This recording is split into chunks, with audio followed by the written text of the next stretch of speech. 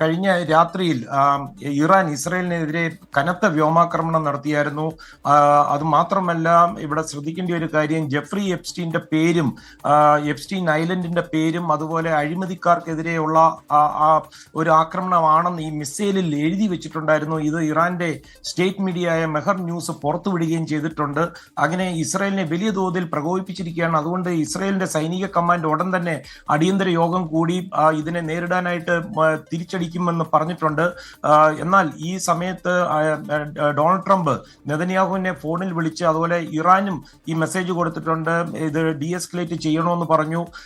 ഈ അഭിമുഖത്തിൽ Donald Trump ഈ ആസ്തിയെ പറ്റിയും ഒക്കെ സംസാരിക്കുമ്പോൾ ഇറാന്റെ ആസ്തികൾ ഒരു കാരണവശാലും വിട്ടുകൊടുക്കത്തില്ല, മരവിപ്പിച്ച് തന്നെ കിടക്കും.